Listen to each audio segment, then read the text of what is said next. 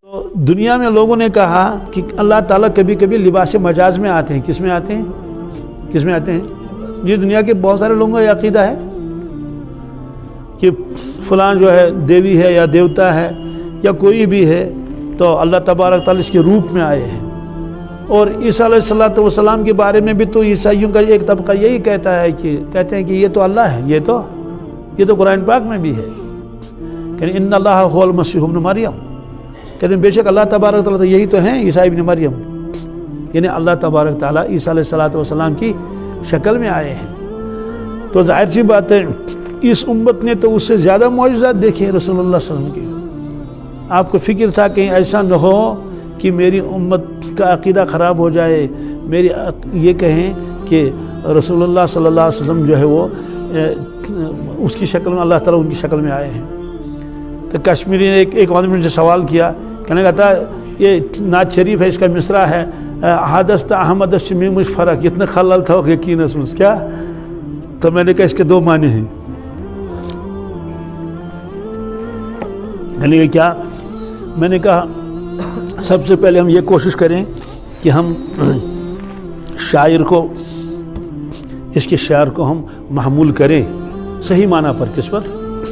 تو گویا نعت خان کہہ رہا ہے احدثت احمدس میمش فرق. کیا؟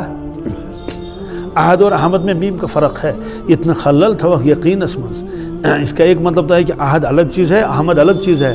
احد معنی اکیلا، تنہا، کنی ہے، اور احمد کے معنی وہ شخص جو بہت زیادہ تعریفیں کرنے والا ہو اللہ تبارک تعالیٰ کی. تو خود کہتا ہے احمدست احدسی میں مجھ فرق گو آچ فرق احد چو الگ احمد چو الگ. احمد کو اس بیس تعریف کر احد کو اس کو نہیں تو ناش اتنا خلل تھا یقین اسمز اتنی چینس یقین اسمز کا خلل آش. میں نے کہا ایک معنی تو یہ ہے.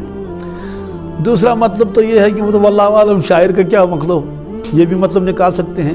بھائی احد اور احمد میں کوئی خاص فرق نہیں ہے، وذرا میم درمیان میں ہے. اس درمیان میں کیا ہے؟ اس لیے آپ یقین رکھو کہ اللہ اور محمد صلی اللہ علیہ وسلم ایک ہی ہیں. کیا ہے؟ اللہ اور محمد صلی اللہ علیہ وسلم نعوذ باللہ من ذالک ایک ہی ہیں.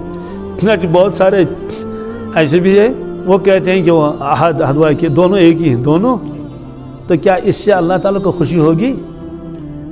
کیا اس سے حضرت رسول اللہ صلی اللہ علیہ وسلم کو خوشی ہوگی کہ انہوں نے اللہ اور مجھے ایک ہی کر دیا؟ تو جب بھی کوئی ایسی بات آتی تھی اللہ کے نبی فوراً اس کی تردید فرماتے تھے تاکہ اس امت کا عقیدہ خراب نہ ہو جائے. اور قسم کیسے کھاتے تھے آپ؟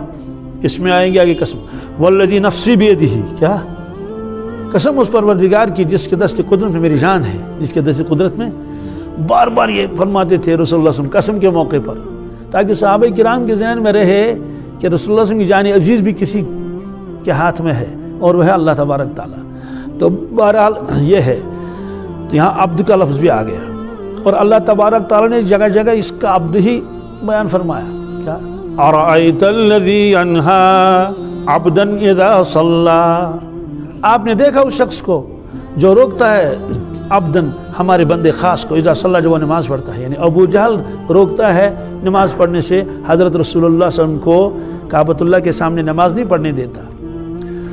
اور جہاں خدشہ تھا کہ امتی رسول اللہ صلی اللہ علیہ وسلم اور اللہ کو ایک ہی مانے. میرے سامنے ایک شخص آیا، اس نے خود کہا جب اس نے کہیں کہ اللہ کے نبی صلی اللہ علیہ وسلم یہ کیا اور یہ کیا اور پورے عالم کو ہلا کے رکھ دیا ہے نا. وہ بجلی کا کڑکا تھا یا صوت ہادی، عرب کی زمین جس نے ساری ہلا دی. تو پھر کہنے لگا کہ انسان کا یہ کمال تھوڑا ہی ہے، یہ تو خود وہ آیا تھا. کون؟ یہ اللہ تعالیٰ خود آیا تھا بشکل رسول اللہ صلی اللہ علیہ وسلم. ورنہ اتنے تھوڑا ہی کمال ہو سکتا ہے کسی کو اتنے ساری دنیا کو پلٹے اور عربوں کی اصلاح کر لے. اس نے بیچارے نے بتا ہی دیا، پڑھا لکھا ہے، کوئی ان پڑھ نہیں ہے. تو بہرحال اللہ تعالیٰ کو معلوم تھا اب کوئی نبی آنے والا نہیں ہے، اگر اس امت کا عقیدہ خراب ہو جائے گا تو اس کا امید کون درست کرے گا. تو جس موقع پر بھی ایسے عقیدے کے اندر خرابی آ سکتی تھی، ہو سکتا تھا کوئی عقیدہ خراب ہو جائے کسی کا، فوراً اللہ تعالیٰ نے وہ انتظام کر لیا. کیسے؟ سبحان الذی اسری بعبدہ لیلا من المسجد الحرام الی المسجد الاقصی. تو یہ بھی فرما سکتے تھے سبحان الذی اسری برسولہ. کون سا مشکل تھا؟ تو رسول بھی فرما سکتے تھے نا پاک ہے وہ اللہ تعالیٰ جو اپنے رسول کو لے گیا آسمانوں میں اور کہاں کہاں، ہے نا، لیکن وہاں عبد کہا کیا، سبحان الذی اسریٰ بعبدہ،